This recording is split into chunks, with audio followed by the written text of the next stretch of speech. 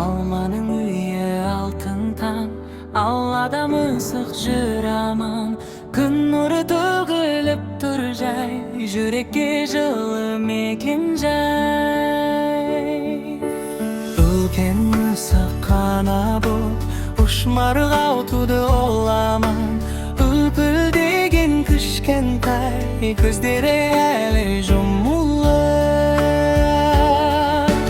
Бір апта өтті, күн өтті, марғаулар көзін ашады. Жарық әлемге таңырқап, анасына таңданды.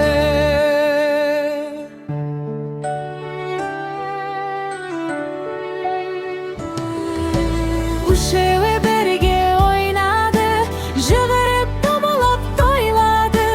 Бірінің үстінде бірі мініп, үй ішін күлкі жайлады. Достары келді ойнауға, марғауларды көріп таңдана.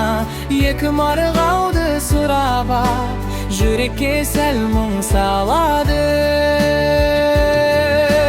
Үйде қалды бір марғау, анасы қасында бір уақыт.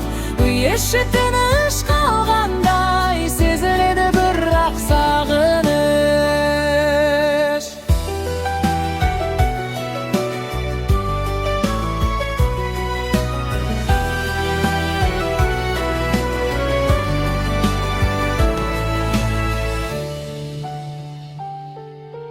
Әжесі келіп өтінде, қамбада тышқан көбейді деп, үлкен мысықты алып кетіп, үйге үнсіздік тағы енді. Жалғыз марғау мияулап, анасын іздеп жылады. Есік жаққа қарай-қарай, көңілі күнде бұзылады. Шай үстінде шай ғана, кенет естілді сырттан үн, мияулаған әлсіз да. Марғау дауысты таныды, есікке қарай жүгірді. Алман орнынан тұрып, есікті тез ашып үлгерді. Ар жағында анасы тұр, арып ашқан бірақ нұр.